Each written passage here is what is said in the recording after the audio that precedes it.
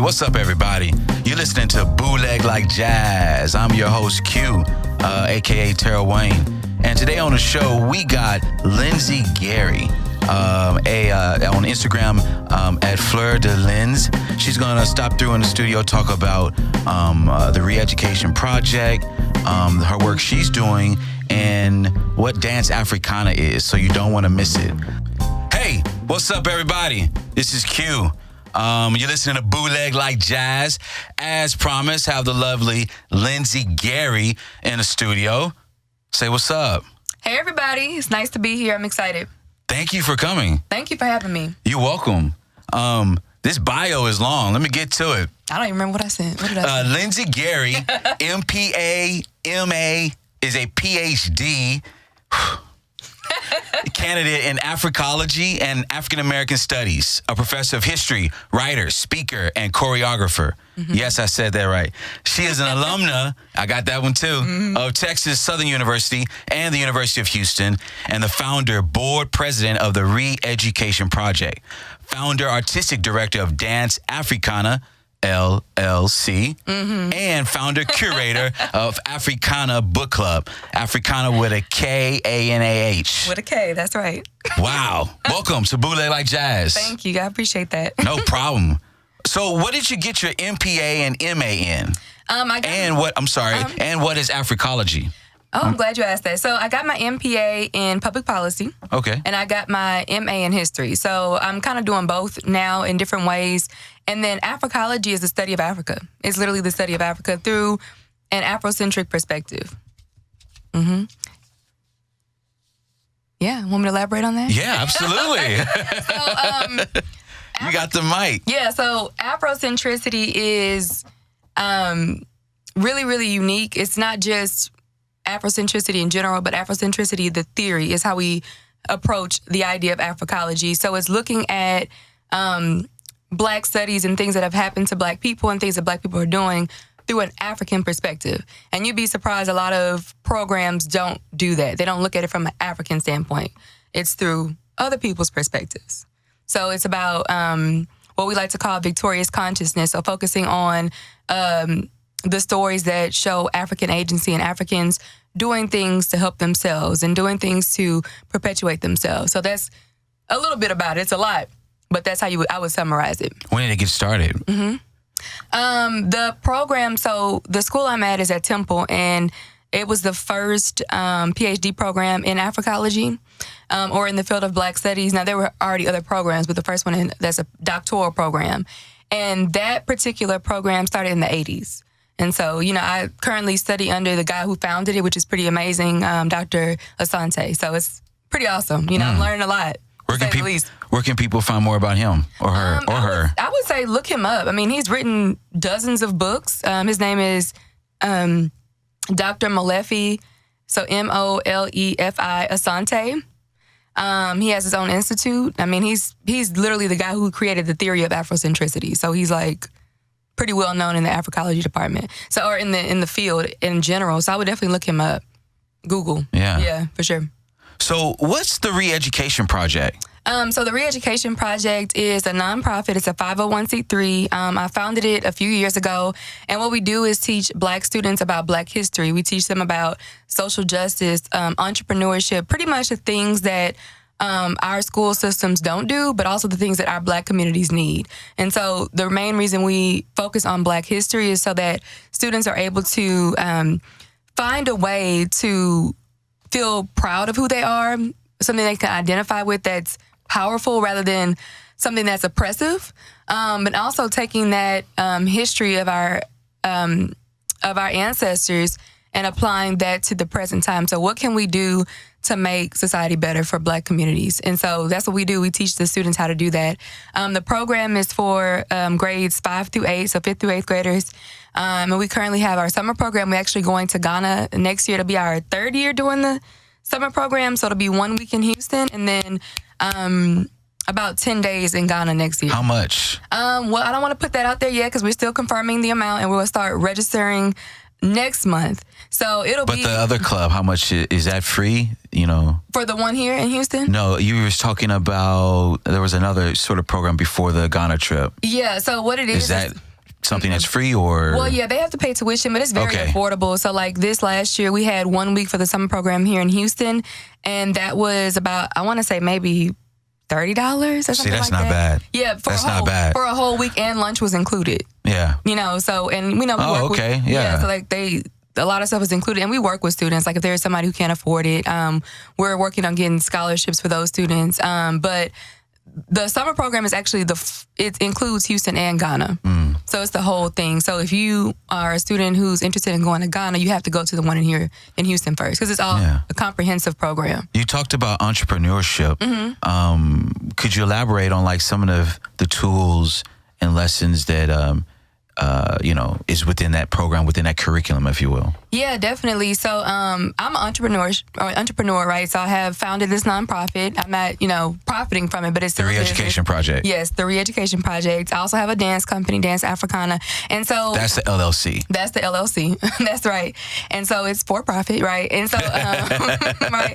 But really, we focus on kind of like a social entrepreneurship thing, but also just teaching them about why entrepreneurship is important. And so as a Black woman, I really want Black children to understand that as a Black community, in order for us to be independent, in order for us to really make progress, in order for us individually to be successful, we also need to look into entrepreneurship. So obviously it's great to go to college. I did. I have several degrees, right? So I'm not saying opt out of that.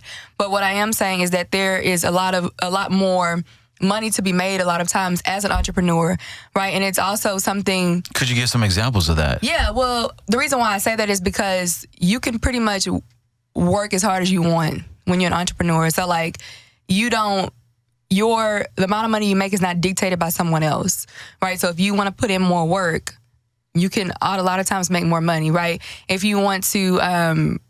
build something out a certain way, you get to dictate that, right? If you want to open up a certain amount of businesses. So we really just want to open up students' eyes to the fact that they can do something outside of a 9-to-5, right? The fact that they can, go start a farm, right? Get land, build a farm. What are some of the projects kids have to do in that program, or students have to do in that program? Yeah, so for entrepreneurship, we are building on it every year. So right now, the students are just learning like the foundational methods of entrepreneurship. So like, the things you need to start a business. So your business plan, right? So what is it that you want to do? And we like to encourage them to do things that are something they're passionate about and that are helping. That's always important. Right. That's always important. Exactly. And also helping to solve an issue, right? So like I tell them I started this nonprofit for you, right? So like, how can we make this meaningful, not just for you, but for other people? And so we have a few students who, like have parents who are entrepreneurs or just things that they care about, and they've based their business plans off of that. So one student made a nail shop, for example. Another student wanted to get land and build a farm to help grow crops. So we help them starting a business plan. Those are real. Marketing techniques, like literally the things you learn, the beginning stages of an entrepreneurship degree, we're teaching the kids. And so next year and going forward, we're going to be building on that. And so when we go to Ghana, we want them to also see the opportunity for entrepreneurship in Africa, which is something that... Why is that important? By the way, she looks amazing. Oh, thank you. I was going to wear something similar, and I said no, and really? I'm glad I didn't, because... It was about you. Okay, that's fair. But the question I was going to ask you is, why is this Ghana part important? Why is that Pan-African sort of connection important? Yeah, so Ghana is super important to me personally and to the diaspora. And so the reason why I say that is because out of almost all the African countries, when I think of Pan-Africanism, when I think about the welcoming of the people of the diaspora, when I think about just opportunities, I think about Ghana. That comes to mind first. I went to Ghana in 2015, and it really changed my life because it's everything you would want to experience when you go back to Africa. Interesting. You want to feel like you've been welcomed home. You want to feel like people want you there, like you're... You want to feel like there's a cultural connection, like there's a historical connection. And Ghana, to me, represents all of those things. Marcus Garvey had a ship line called the Black Star Line, right? And so the Black Star Line was designed to... Talib Kweli Mos Def. I think they talk about it in their raps. They probably do. And it was basically... I think they do. Yeah. They probably do. I'm not familiar, but they probably. Oh, listen! If you love Pan-Africanism, then that's you need to listen to you need to listen to Talib and Mos Def. Okay, and I know about them. Black but I don't Star. really okay. That has to be who they're talking about. Yeah. Because I know how they're conscious rappers. Right. But, absolutely. Marcus Garvey had a ship line, which was not only supposed to bring people from the diaspora back to Africa, but also supposed to start this trade between black countries. And so Ghana, if this summarize it for you, Ghana named their soccer team the Black Stars. Okay. So that kind of, that's like a small example, but that's like kind of summarizing how important Pan-African is to Ghana as a country. And so I want the students to be able to learn the culture, to learn the history, and also to not look at Africa as a past, but as a future too. How do you navigate that challenge? Well, I just have to connect the dots. I think a lot of times, people, when they think of Africa, they know we come from there, but they don't think about the contempt, like that it's still a place. And exactly. People still live there. I think it's really important to do that. Just cell phones alone. Right. Well, you can get on Instagram. I think, like I always say, Afrobeats is really big right now. There's a big Afrobeats artist in Ghana, Nigeria. The food. Houston is the best place to get connected with these things. Like, we are very diverse. We have plenty of people from West Africa, all parts of Africa who live here. You can meet somebody and you can ask them questions and learn about Africa, learn about how it is now. It's not just something of the past, right? It's like our present and it's our future, literally our future. And it's really important for us, even more so now, to be interconnected with the continent, as people of the diaspora and other parts of the diaspora too. Absolutely. So what is Dance Afrikana?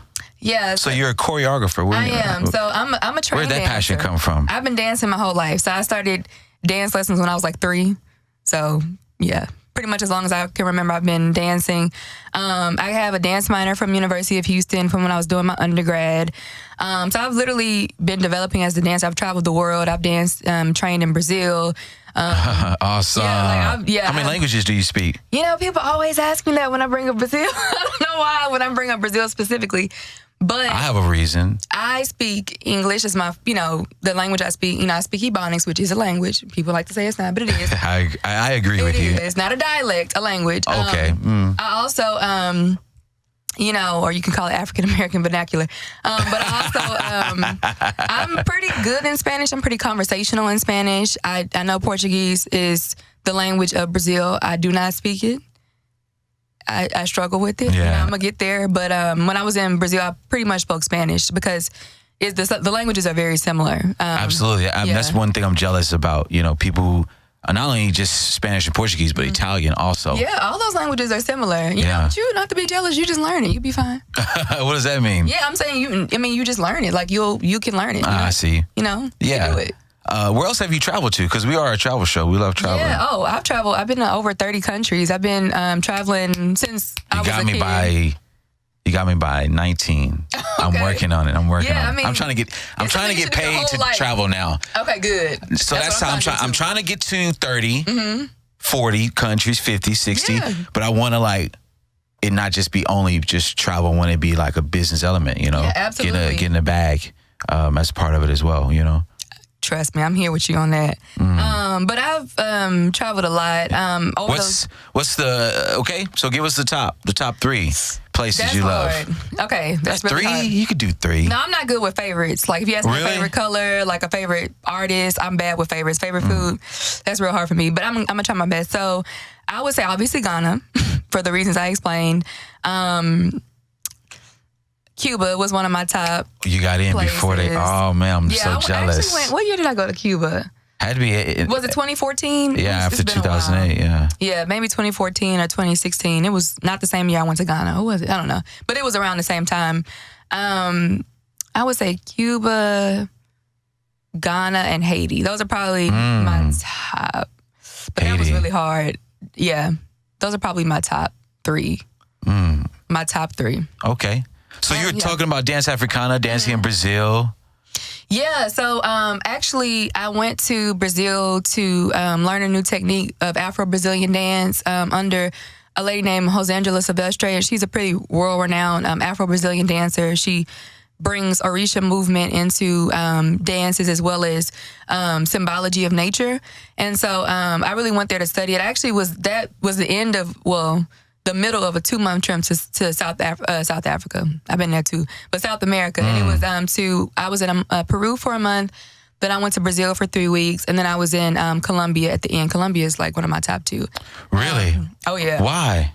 Because it's everything. Oh my God. What does that mean? Oh my God. Okay, so like usually, what parts of Colombia, first of all? Okay, yeah, I'm glad you asked that. Because usually when I travel, like I'm always going there for a purpose. So whether it's like to learn something or like to study something, it's always for a purpose, not necessarily like just for vacation. And so when I was in Colombia, I went to Cartagena. I really, really wanted to like see the African culture there. And like I went to this place maybe an hour outside of Cartagena called Palenque. So you're in Cartagena area. Yeah, and I literally felt like I was in Africa. In Colombia. Compared to like Medellin and Bogota, which might be more light-skinned. Maybe. Well, not even the complexion. I mean, it was more so the culture. Like, it was the vibe. I mean, like, the reason why I say that is because that's a maroon community. So, what is that? Meaning that, so maroons are basically these people, these enslaved Africans who escaped and started their own community. So I heard about this before. Yeah, so like we have maroons all over. We have maroons in Louisiana. We have anywhere that people can hide successfully. So swamps, mountains, you're going to have a maroon community. So we had that all over the Americas.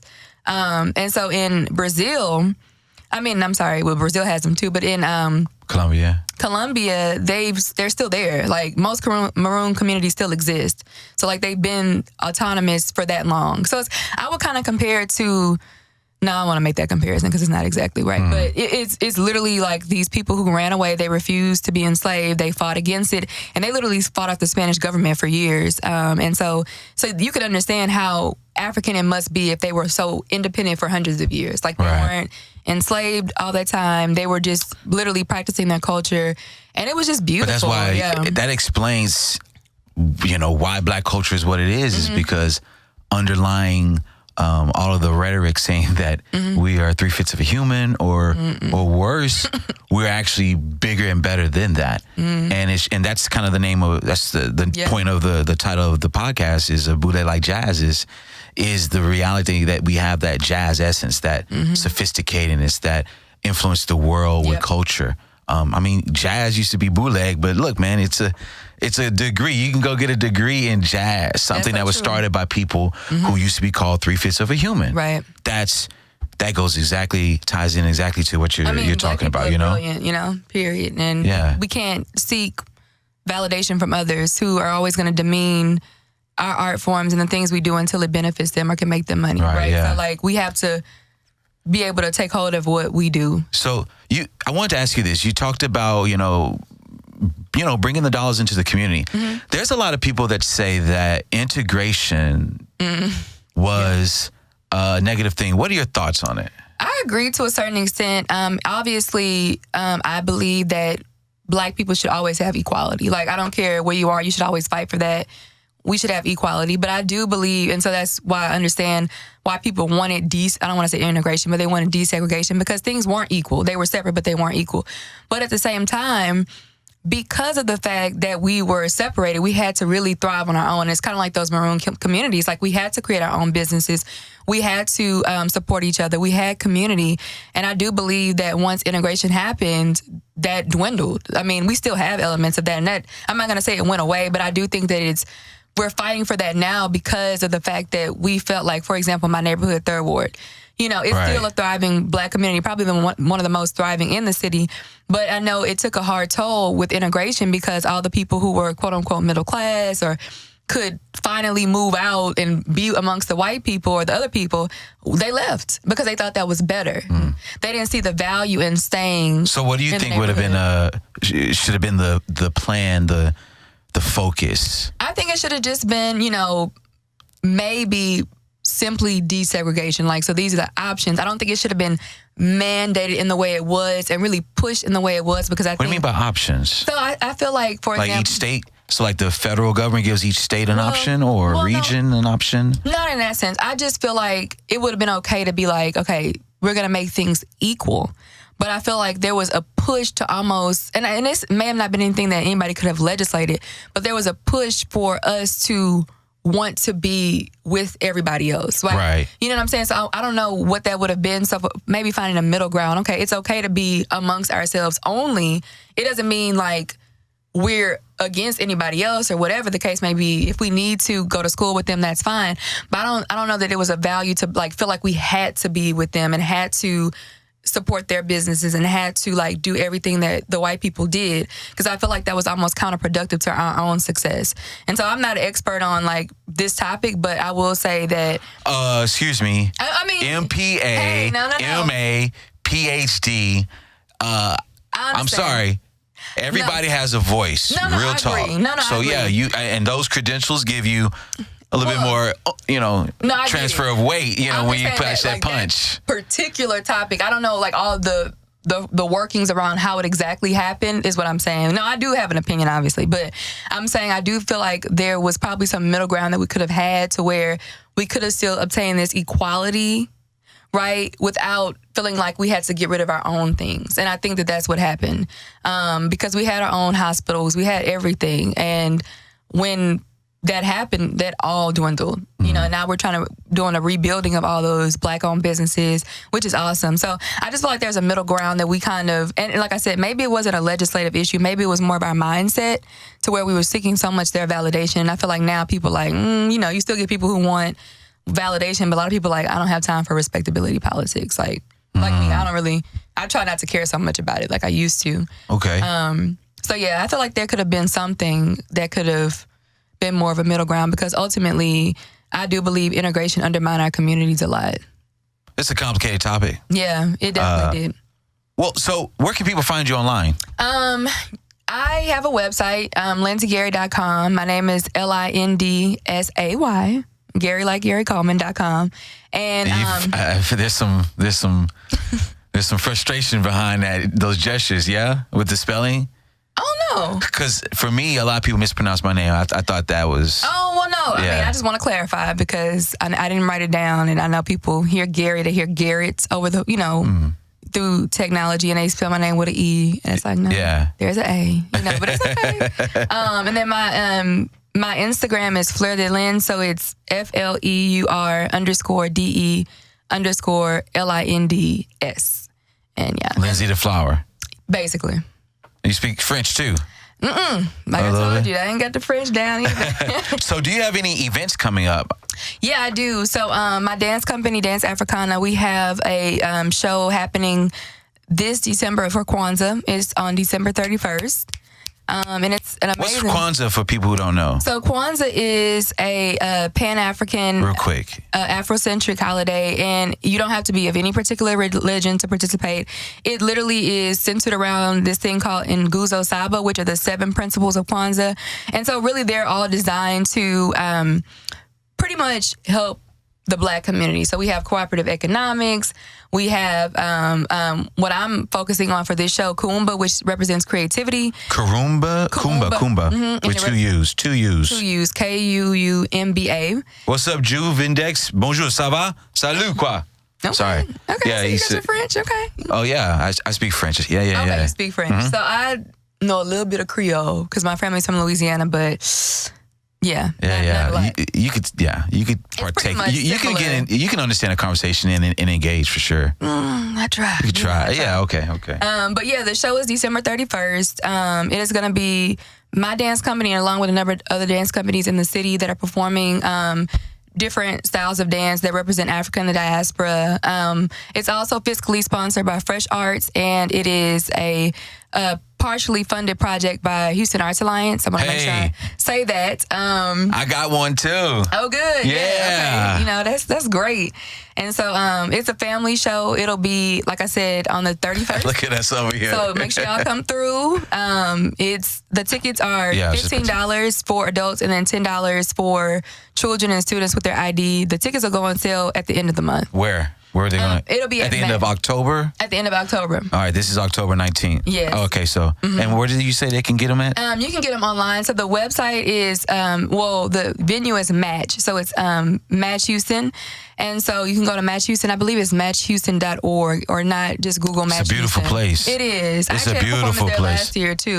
So I love that place. You guys love it. Yeah, absolutely. It's going to be an amazing show, and we're really, really excited just to bring park in a parking garage is easier. Yeah, just pay a few dollars. Just do it. And don't have to worry. So it'll be an awesome show. So yeah, hopefully y'all can make it out. It'll be great. What has your experience been running an LLC? Being a woman of color and all that, what has that been like for you? I'm a black woman. I'm not a woman of color. I have to clarify. Why do you have to clarify? Because let's get controversial. No, I'm not. I don't consider myself a woman of color. I'm black. I'm African woman. And the reason why I make that distinction is because I feel like people of color is a catch-all that means non-white. And I don't want to be defined in terms of not being white. Like, I am what I am, and I'm African. And I don't want to I don't feel like it's fair also to group all these different types of people into one category called people of color. We all are different. You have people who come from different backgrounds, racially and culturally. And mine is clear. I don't need to be grouped into like an umbrella, right? I'm a black woman. That's it. Yeah.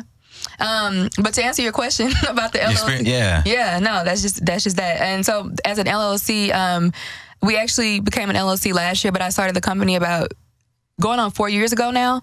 And so it was just something I felt like was really necessary to really make sure that we were getting fair payment. I've been dancing for a long time, and I was dancing for other companies and doing freelance work. And I really wanted a place to be able to advocate for myself as a dancer, because a lot of times dancers get thrown to the bottom of the totem pole. We'll pay the musicians, we'll pay the DJ, but like we won't pay the dancers, and we do a lot of work. So I really wanted to create an environment where we can not only train, we could not only train, but also get booked to do shows and put on artistic performances, and really feel good about the work we were doing. And I really wanted something for Houston that was unique. There are a lot of amazing companies here in the city that do modern dance, that do different forms of African dance, that do different forms of diaspora dance. So that could be Caribbean, it could be Afro-Latin, all these things. But we do all of it. And so I really wanted to truly represent all of Black dance with my company. So we do literally all the styles I mentioned. I'm trained in all different types of styles of dance as well as my dancers. And we are a professional company.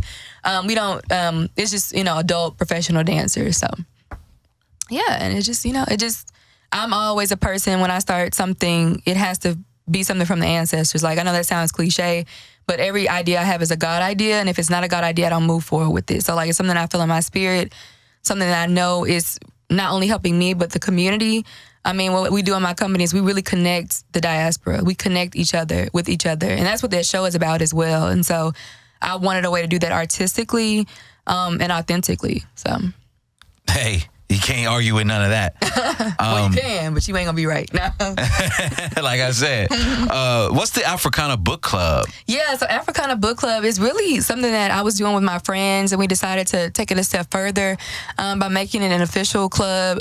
We were basically reading books because I really wanted a way to relate to other women, but in a way that was like intellectual, not just like, random things. And so we all love to read, or like my inner circle, we love to read. And so I was like, why not make this something that we can grow and grow and grow and engage more women and have fellowship and just really enjoy each other's company while reading a good book. And so we read, and it's called Africana because we're reading books about Black women or written by Black women. So it's really a space for us to talk about Black issues that are pertaining to women, as well as just to enjoy good literature. There are a lot of amazing upcoming or up-and-coming Black female authors, and we really want to support them. My favorite, well, she's not up-and-coming anymore. Besides the women I have interviewed here on Bootleg Like Jazz, Okay, well, I would definitely say the one that... The one that comes to mind is Tomi, I believe, Adeyemi. We're reading her book right now. We just finished her book a few months ago. I would also say Chimamanda Adichie. Yeah. I'm obsessed with her. She's not up and coming anymore. Like, she's pretty established. She has a book of mine that's on my to-do list. Which one? Half of a Yellow Sun is really good. Or the other is... Americana. I think it might be that one. And actually, I'm glad you said that. That was the first book we read in the book club. And that's why we have an H on the end of Africanah Book Club. Yeah, because that's inspiration. Yeah, I love her, and I love that she's like an activist author. Like she talks about issues, not just in her books, but like on a larger scale. So I look up to her. How many books do you read a year? Well, in the book club, I read 12, but in my program, maybe 6 a month. 6. So, like, how many this week did you finish? When do you? Here's a better question. Like 2. When do you find the time to read 2 books in 7 days? Not finish, but go through. Well, it's different. So like with the book club, I like really take my time. We read it over 1 a month, so I can have like spread it out, maybe 20 pages a day, 10 in the morning, 10 at night, or whenever I get free time. Now with the PhD books, that's different. You got to speed read, can't read every little thing. So you have to read the beginning. And this is tips, right? Read the beginning, read the ending of the article, of the book, whatever the case may be, and kind of get the summaries of each chapter. What's the beginning and the ending? Is that 1 paragraph? Is that 2 paragraphs? You kind of have to gauge it. So like it depends on how long the chapter is, how far you feel like you need to read to understand it. I would probably say just read the whole intro, and that can kind of help you determine how many of the other chapters you need to read or which chapters you need to read. That's a good point. Yeah, but like you will drive yourself crazy reading. Listen, all of those things. Where else are you going to get information like this? You need to subscribe, follow, like, go to patreon.com/BLLJ and support and pledge. Favorite book? See, I'm not good with favorites. I know, but come on. It's great for this. I know it's awesome, and I'm struggling. Let me see. Or if it's easier, authors or genres. Yeah, well, okay, I'll give you a genre. I can do that. Okay, there you go. That's difficult, the favorite book. My favorite genre, I love poetry. I actually write poetry, as like a hobby. But my favorite outside of poetry would be historical fiction for obvious reasons. I love history. I love the idea of having history intertwined with other experiences that are not necessarily true, made up. Creative stories, but I love historical fiction. So like a lot of the books we read in the book club are historical, not all of them. But like, for example, that book I mentioned, Half of a Yellow Sun, by Chimamanda Adichie is a historical fiction, right? She's talking about the Nigerian Civil War, which was something that actually happened, right? But it's like a love story intertwined through it, and I just love historical fiction. It gets me going. Have you read The Black Count? No, I haven't read it, but I've heard of that book. Alexandre Dumas. Yeah. It's about the inspiration for The Count of Monte Cristo. Okay. I think you'd love it. Come on, Alexandre Dumas. Me too. I love him. Wrapping up, what does it mean to be a curator? Because you're a curator. What are those skills, tasks, sort of tangible soft skills you need to have to do that? Yeah, a curator is someone who literally is cultivating something. So actually, I forgot to mention this. I'm so glad you brought that up. So I actually currently have a art installation at Project Row Houses. It'll be on view until Project Row Houses. Yes, until February 16th. It actually opened last Saturday, and I almost forgot. Hey. Yeah, and it's called Formed in My Congrats. Grandmother's Womb. Thank you. I did it in collaboration with 3 other artists who I'm also friends with, Stacy Allen, Felicia Thomas, and Cecily Lofton. And so, giving you this example, we technically curated that space. So we figured out what type of art we wanted to incorporate, how we wanted to create the art, right? How we wanted to set it up. So it was like cultivating that space or cultivating whatever you're doing. And so we also have like a larger curator who decides like which artists will go into the round, what the theme of it will be, the subject matter, I should say. As far as curating the book club, what I do is I come up with the ideas for the book. So like I decide which books we read, how we'll break them up per week or per month that we read and per day. So it's all like organized. And so that way, people understand the formatting and framing of the book club. As far as curating it, I'm taking special care in how and which books we read a month. So maybe for November, we'll read a book that has to do with politics because it's like election season. So it's like I'm just kind of organizing it in more of a creative way. Hey, go register to vote. Yes. Go register to vote. There's still a little bit of time, actually. You got until what? A month before the actual election day? Yeah, go register to vote. Make sure you vote. Absolutely. Especially for local. Absolutely. where can people find you online for people who may be tuning in late or missed it or whatnot? Okay, yeah. So I would definitely say go to my Instagram page. It's Fleur de Lynn. So it's FLEUR_DE_LINDS.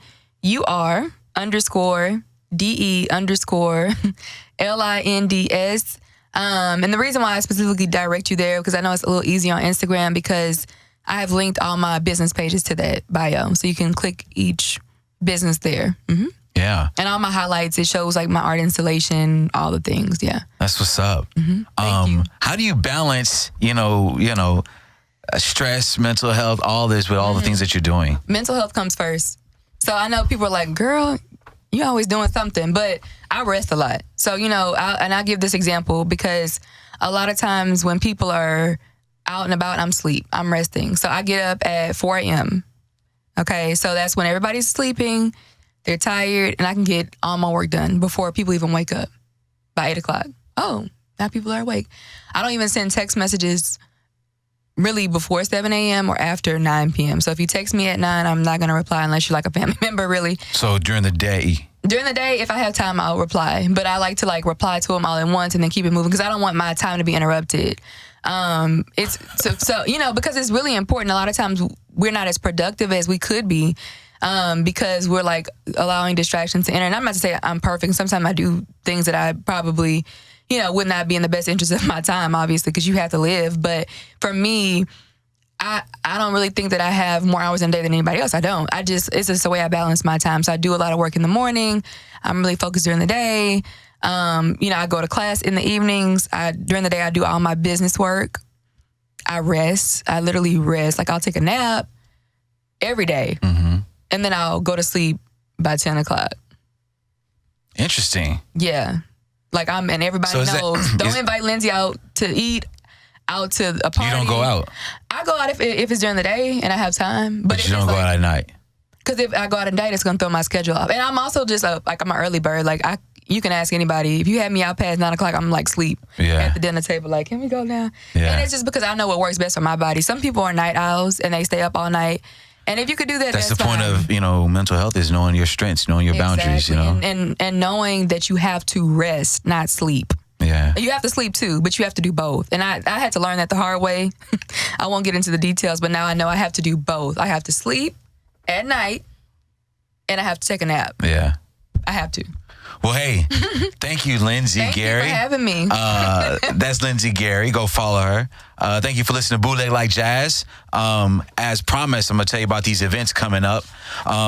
First of all, next week, Latrice Griffin is going to have her event here in Houston at Melodrama Boutique.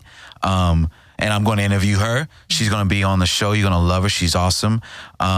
She has a book out called The G Code, 15 Keys to Successful Marketing and Branding. That's awesome. I love it. I'm almost done with it. But some of the other events happening here in Houston. Every Sunday, the Gumbo Jam. At 8:30 p.m. You can order gumbo. They actually got some delivery system set up, so go follow at the Gumbo Jam on IG, Matthew Harnett. This happens at Shoe Shine Charlie's Big Top Lounge Bar here in Houston. You won't, you're gonna love it. Don't want to miss it. And yes, if you're a performer, you can get up on stage. Sunday, October 27th is Poetry Lounge Sundays. That's at 7 at the Alley Cat Bar and Lounge. Tickets available on Eventbrite. You can find more at Poetry Lounge Sundays on Facebook. Also, the 3rd annual Houston Black Food Truck Festival happening Saturday, October 26th, 2019 from 12 to 8. So you can go. It's during the day. You can probably check it out. I won't be in town. Otherwise, I would. Go to blaevents.com. It's going down at the Shrine of the Black Madonna here in Houston. You can find out more at the 3rd annual Houston Black Food Truck Festival on Facebook. And last but not least, we got the free 2019 Magnolia Park Dia de los Muertos event. Halloween, Dia de los Muertos is right around the corner. This is a free event, like I said. kid-friendly, I believe, as well, from noon to 7, Saturday, November 2nd at Hidalgo Park in Houston. You can find out more on Facebook at Free 2019 Magnolia Park, Dia de los Muertos. And then lastly, LatinaCon, because here at Bootleg Like Jazz, we're also Afro-Latin. We also, understand and respect the diaspora. That is happening at Warehouse 72, Saturday, November 9th, 8:30 a.m. You can find out more at LatinaCon on Facebook. Hey, where else are you going to find great podcasts that give you great information and events and have great guests doing awesome things that you can, be inspired by? Subscribe, pledge if you got $5, that's a 6-pack depending on what kind you get, or that's coffee or whatnot. But yeah, go pledge, go subscribe at patreon.com/BLLJ, and on YouTube, Bootleg Like Jazz. Definitely subscribe. Any last words you have? No, just thank you for having me on, and y'all check out those events and follow me on Instagram. Hey, we out. Thank you. Peace.